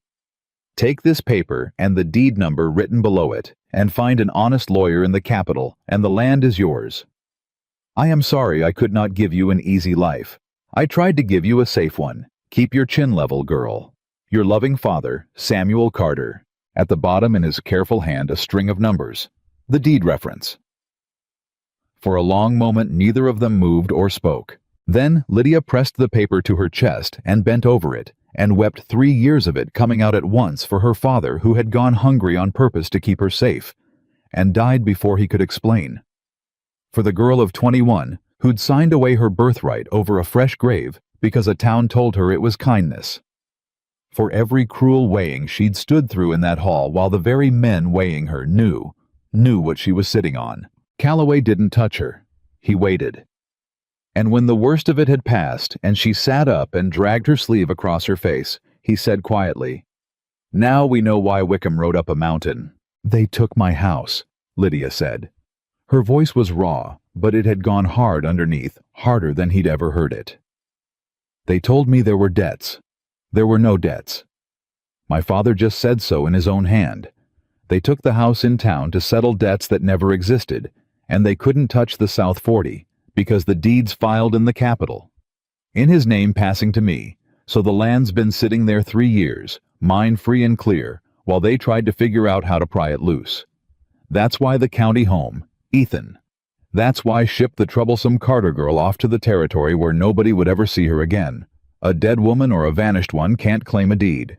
And Wickham found out about the gold." She was thinking fast now, the grief burning off into something cold and clear. "Somehow. Maybe the assayer. Maybe Hollis let it slip trying to find a buyer for what he couldn't legally sell. A respectable storekeeper from 2 towns over doesn't come to a Red Creek Founders Fair for a wife. He came to marry the deed. Marry me, and a husband controls a wife's property. And the gold's his, all legal, no forgery needed. That's the long game. The bill of sale was just him getting impatient when I left with you before he could put a ring on it." Calloway looked at her with something close to wonder. You worked all that out in about a minute. I had 3 years to be stupid, Lydia said. I'm done being stupid. She folded the paper and held it tight. We have to go to the Capitol. We have to get to that land office before Wickham or Hollis figures out the deed's the thing that matters before they bribe a clerk or burn a record. Or Ethan, if anything happens to that filing, it's my word against the whole town. We have to go now. We will, Calloway said. First light. It's 2 days' hard ride to the Capitol, and we'll not make it in the dark, and a broke neck on a night trail helps nobody. First light, Lydia, I promise you, and I'll get you there if I have to carry the horses. He stood and held a hand down to help her up, and this time she took it without thinking, and he pulled her to her feet and didn't let go right away, and neither did she. Sleep if you can. Tomorrow's going to be the longest 2 days of your life. She didn't sleep much. But she didn't bolt the door either, and somewhere in the small hours, lying awake with her father's letter under her pillow, she heard Calloway moving quietly in the main room, and she got up and opened her door and found him cleaning the rifle by the low fire. Couldn't sleep either, she said. No. She sat down across the fire from him. Tell me the truth about something. Always do. This is more than you bargained for. She watched his hands work the oiled cloth. You came down for salt. You meant to do one decent thing for one wronged woman, and bring her up a mountain and give her a life. You didn't sign on for forged papers and a gold deed and a marshal in the yard and a 2-day ride to fight a town. This is more than any man owes a woman he's known 3 weeks. So I'll say it plain, and I'll mean it. If you want to put me on the bay and point me toward the Capitol and stay clear of all this, I'll understand. It's not your fight. It was never your fight. Calloway set down the rifle. You finished? He said. I'm finished. Then I'll say my piece, and I'll say it once. He leaned forward, elbows on his knees, the firelight hard on the planes of his face. 11 years ago, I handed my sister to a smiling man with money because I figured the world had already decided she belonged to whoever could pay for her, and I was too much a coward to argue. She died for it. I've spent every one of those 11 years telling myself that if I ever got the chance to stand between a woman and the men who'd price her, I'd take it no matter what it cost me, because that's the only way I ever get to look Beth in the eye again wherever she is. His voice was steady, but there was iron under it. Now here's the chance. The exact chance. A woman, the men want to own a fortune. They want to steal a fight. Nobody else will fight for you, because you're poor and alone, and a woman the same as Beth was poor and alone, and a woman. You think I'm going to put you on a horse and stay clear of it? You think there's a power on this earth could make me stay clear of it? He shook his head slowly. It's not your fight alone, Lydia. It hasn't been since you put your hand in mine in that hall. I'm in it to the end, whatever the end is. So don't ever again offer to let me off easy. There's no off easy. There's just you and me, and that deed, and the road to the Capitol, and I'll be on it beside you, and that's the last I'll say about it. Oh no. Lydia looked at him across the fire for a long moment.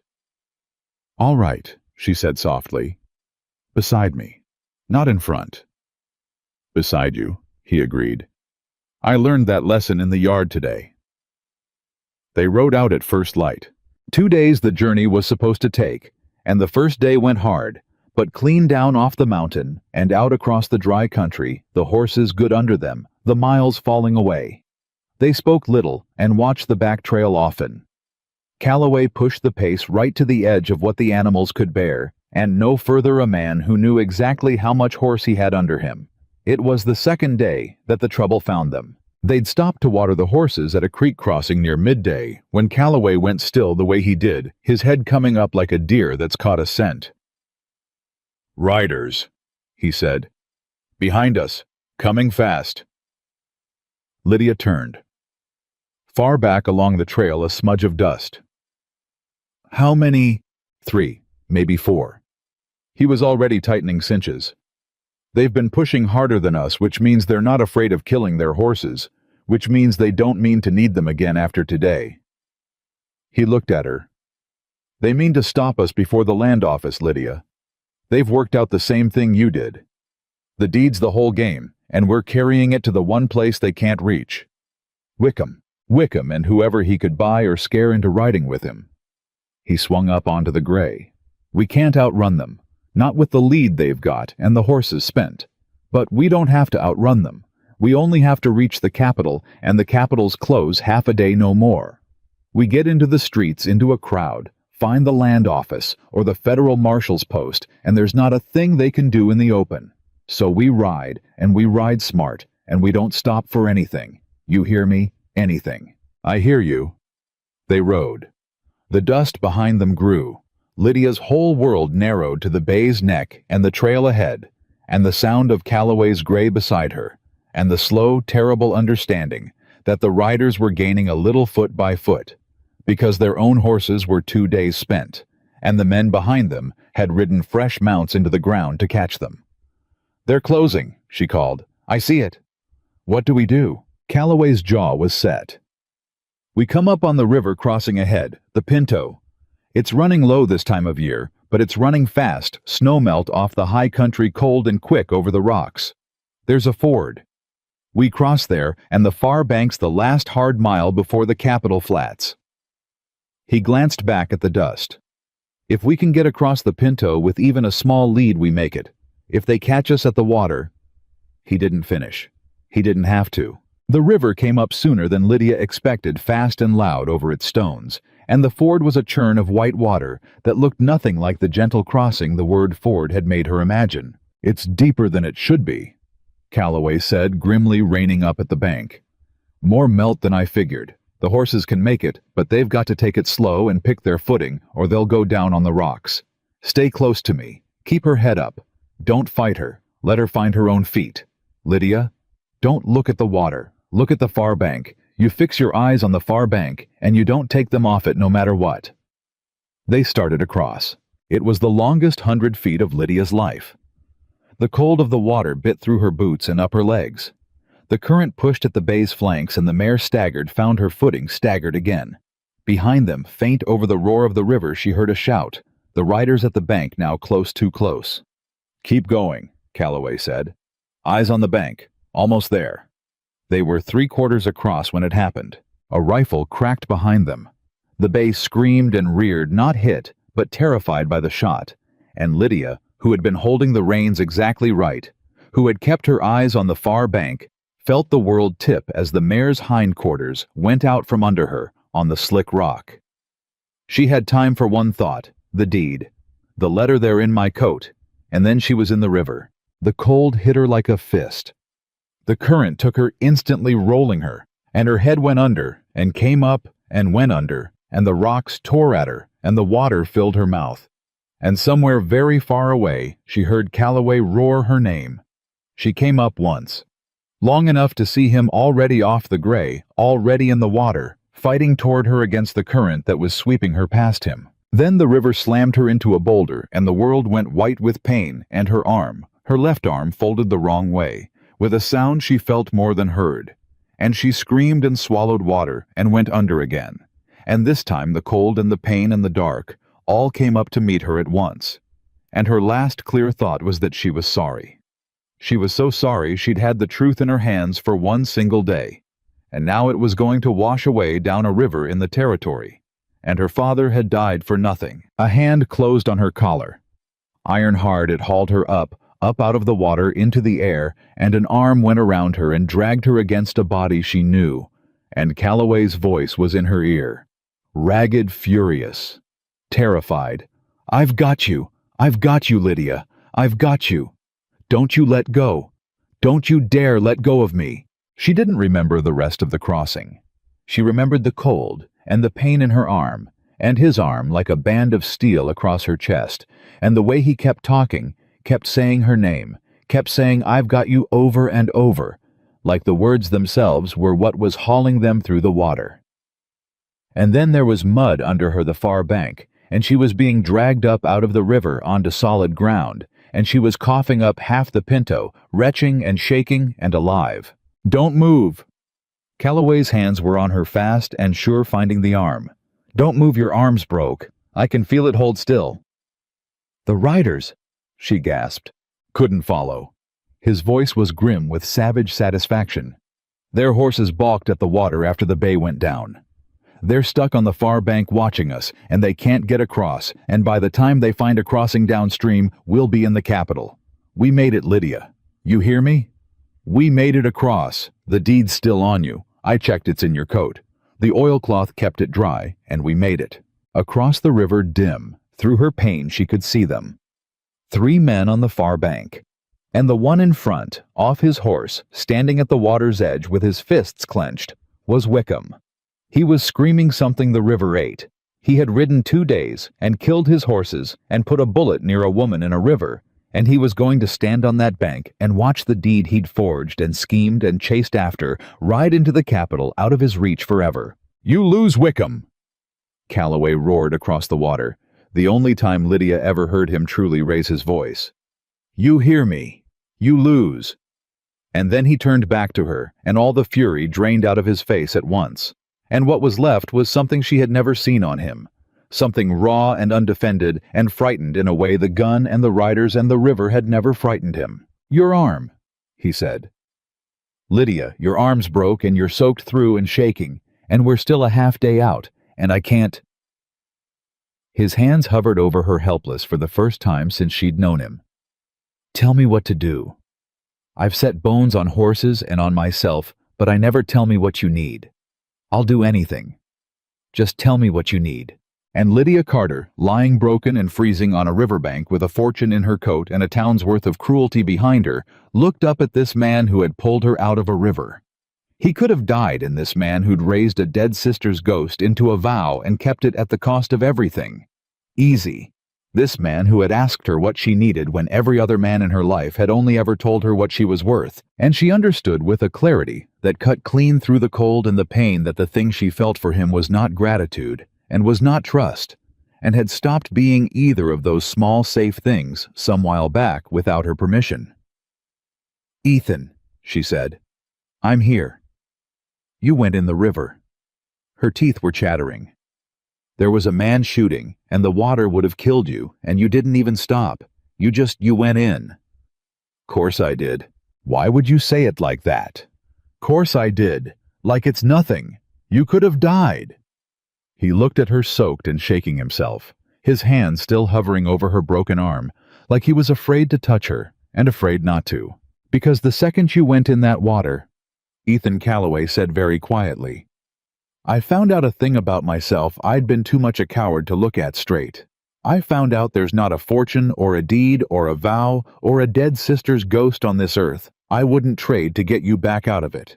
I found out somewhere between the hall and this riverbank, you stopped being a woman I was protecting and started being... His voice caught, broke the careful, steady man.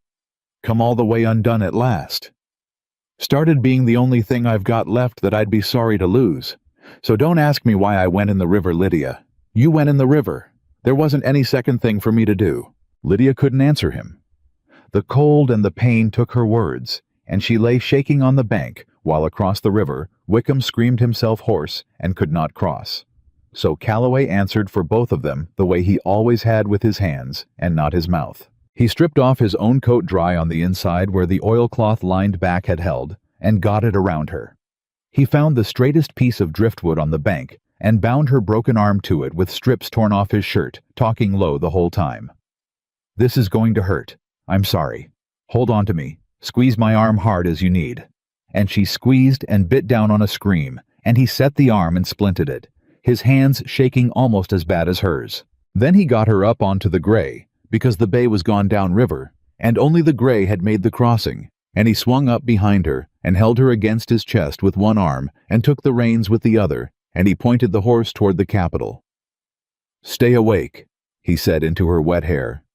Lydia, you stay awake and you keep talking to me. Tell me what we do when we get there. Walk me through it. Keep that sharp mind working so I know you're still with me. Land office first, she murmured. Her teeth chattered. Show them the deed number. Confirm the filing's intact. Then the federal marshal. Tell him everything, the fare, the forged bill of sale, the riders, the shot. Wickham's men are still on that bank. If the marshal sends riders, he can take them with the guns still on them.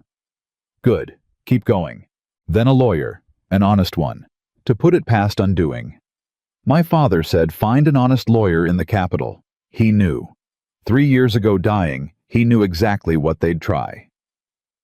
Her voice cracked. He knew them, Ethan.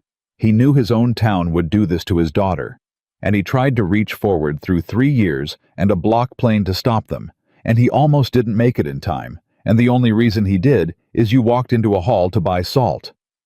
Stay awake. I'm awake. Tell me about the gold. Don't care about the gold, she said, and meant it, the truth of it surprising her even as she said it. Isn't that something? I'm half froze on a horse with a fortune in my coat, and I find I don't care a thing about the gold. I care that they lied to me.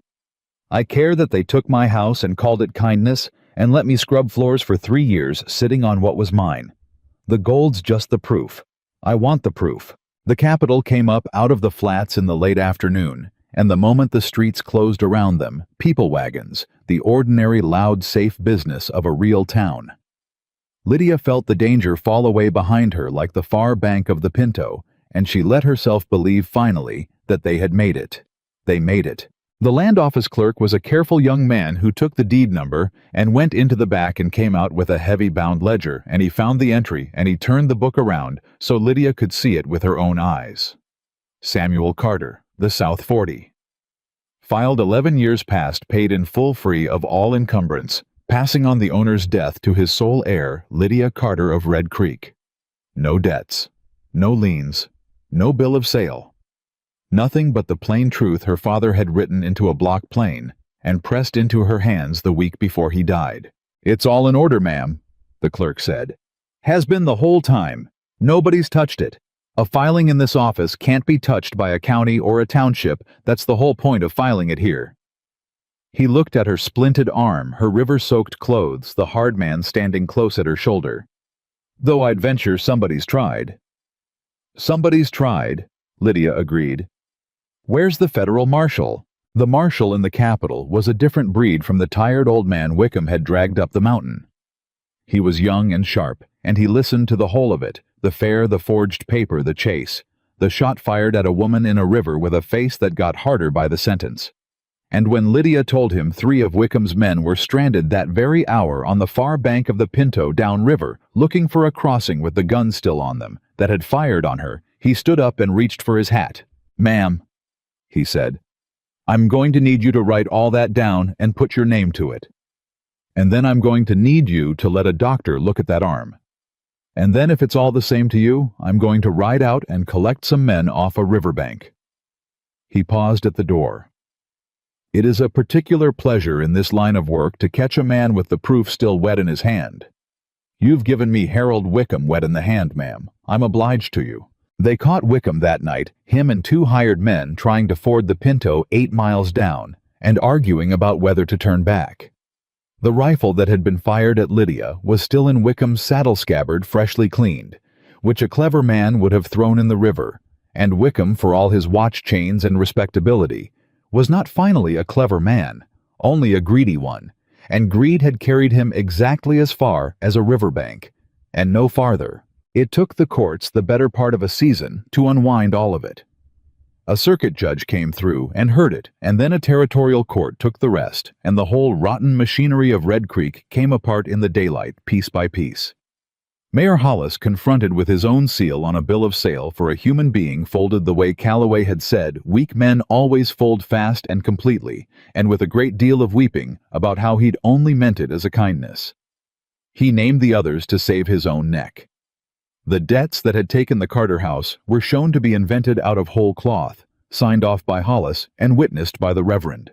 The house itself quietly bought up cheap by Hollis's own brother-in-law. The Reverend's wife, Mrs. Abernathy, who had taken Lydia by the elbow and lectured her about pride, turned out to have known about the gold for 2 years and said nothing, hoping her husband might broker the sale of the land and take a cut. One after another, the respectable people of Red Creek were revealed for exactly what they were, and the thing they had counted on, that a poor orphaned woman would never have the means or the standing or the proof to make them answer, turned out in the end to be the one thing they were wrong about. Wickham went to federal prison. So, in time, did Hollis. The territory had no patience left 11 years after the war for men who dress up the selling of a person in legal paper and call it commerce. The land came back to Lydia free and clear, the gold, and all confirmed by a judge's own hand, and there was not a soul left in Red Creek with the standing to say one word against it. And through all of it, the depositions, the courtrooms, the long, careful unwinding, Ethan Calloway stood at her shoulder, not in front, beside. He said little in those rooms full of lawyers. It was Lydia who spoke, Lydia, whose sharp, clear mind laid the case out plain. Lydia who looked Mayor Hollis in the eye across a courtroom and watched him fail to hold her gaze. But every time she finished and sat down, Calloway's hand would find hers under the table, brief and steady, and that was all she needed. It was only when it was all over, when the last paper was signed and the last man sentenced, and the land was hers, beyond any undoing, that the thing between them, which had been put aside for the urgent business of survival and justice, finally came up to be settled. They were back on the mountain. Autumn now, the long hot summer broken at last, the first cold edge in the morning air. Her arm had healed crooked at the wrist and would ache when the weather turned for the rest of her life, and she found she didn't mind it. It was a thing she'd earned in a river getting free. She was at the table mending a shirt. His shirt, she noticed, and noticed, too, that she'd stopped thinking anything of mending his shirts, when Calloway came in from the barn and stood just inside the door and did not take off his hat the way he always did. And she looked up and saw that he was nervous. This man who had faced down a marshal and a forged law and a flooded river, nervous as a boy. "Say it," she said. "Whatever it is. You've never once been able to hide a thing from me, and you're not starting now." Calloway turned his hat in his hands. "You're a rich woman now," he said. "That land, the gold, you could go anywhere.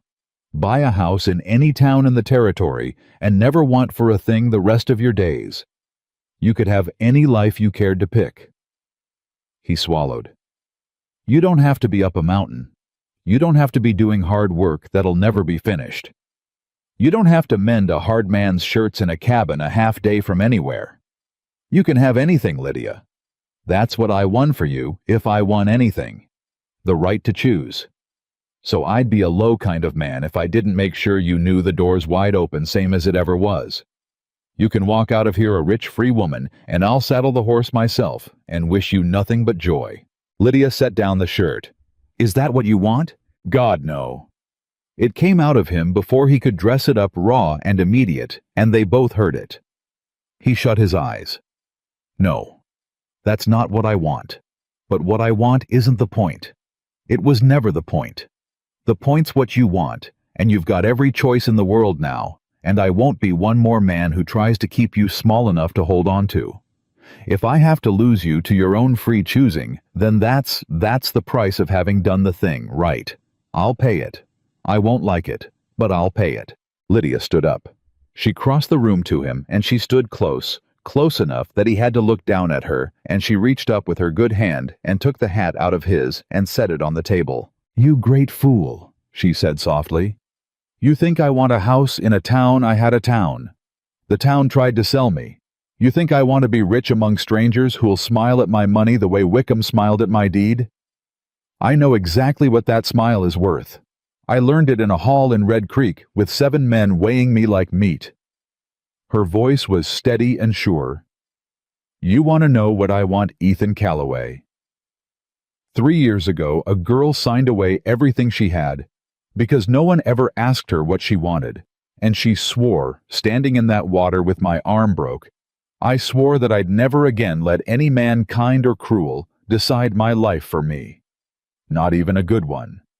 Especially not a good one, because a good man's the one you're tempted to let do it. So no, I'm not walking out that door. But not because I owe you, and not because I'm grateful, and not because I've got nowhere else to go. I've got everywhere else to go now. I could go anywhere on earth." She put her hand flat on his chest. "I'm staying because out of everywhere on earth, this is the one place I choose. You, this mountain, this life. I choose it free and clear, the way my father wanted everything for me. Free and clear, no debts on it, no man's price upon it. I'm not staying because I have to. I'm staying because I want to, and there has never in my whole life been a difference that mattered more than that one. Calloway's hand came up and covered hers where it lay on his chest. I love you, he said. Plain. No dressing on it. The first time. I think I have since you told that hall to look you in the eye. I didn't have a right to say it before, not while you were poor and beholden, and I was the only door open. A man can't say it to a woman who hasn't got a real choice. It's just one more cage, however pretty. But you've got the choice now. You've got every choice. So I can finally say it clean. I love you, Lydia Carter. And I'd have loved you just the same if there'd never been an ounce of gold under that spring. More, maybe. Because then it'd have been only us and the work and the long winters, and I'd have counted myself the richest man in the territory with not a cent to my name. Lydia smiled, a real one, the kind she'd refused the whole town, the kind she'd been saving without knowing it for a man who'd never once asked her for it. I know that, she said. That's the whole reason I can say it back. She rose up on her toes. I love you, Ethan. Not for the river, and not for the deed, and not for standing in that yard. For the bolt on the door. For the second chair you built 2 years before you knew my name. For the man who'd rather go without salt than go without being able to look at himself. That's the man I love. I'd have picked him out of any crowd on earth. I'd pick him now. And up on a mountain that no town could reach a half day from anywhere, with the first cold of autumn in the air, and a fortune that neither of them much cared about. Sitting in a bank in the capital. Ethan Calloway kissed Lydia Carter, and it was not a buyer and his purchase, and it was not a rescuer and his rescued, and it was not a kind man and the woman who owed him. It was two free people who had each looked at the other and chosen with their eyes wide open, with every other door in the world standing wide. They married before the snow came in a small church in the capital, with the young marshal as a witness and the honest lawyer as the other, and no one from Red Creek invited, and no one from Red Creek missed. Lydia wore her mother's quilt thrown over her shoulders, against the cold, because it was the finest thing she owned, and the only thing she wanted from her old life, and Calloway tipped his hat to her at the altar, the way he had in the hall, like it cost something. Like she was owed it, and she understood that he would go on tipping it to her every day of their lives, and that this small, constant, unbought courtesy was worth more than every grain of gold under the South 40. They worked the land together. Some of the gold they took enough to make the cabin a home, and the home a place that could weather any winter, and the rest they left in the ground where Samuel Carter had been wise enough to leave it, because they had both learned what gold did to people, and neither of them needed the proof a second time. Lydia set up her father's tools in a corner of the barn and took to carpentry the way she'd taken to everything, with a sharp eye and steady hands. And in time there was a child, and then another, and she taught them both the grain of wood, the way her father had taught her. Her hand over their small hands. A sloppy stack falls, and a tight one stands all winter. She never went back to Red Creek. There was no reason to. But word came up the mountain now and again, the way word does, and the word was always the same, that the town had never recovered its name after the trials that decent folk passing through had heard the story and would not stop there, that the Founders' Fair was never held again. And once, years on, a traveler came up, the mountain trail lost and grateful for water, and over the meal he told them, not knowing who they were, the legend of the place, how a town down in the flats had once tried to sell a poor carpenter's daughter at a fair, and how a wild mountain man had walked in off the street and stopped the whole thing cold, and how the woman had turned out to own a fortune and brought the whole town to its knees in a federal court. They say she could have had any man in the territory after that, the traveler said, wiping his mouth. Rich as she was.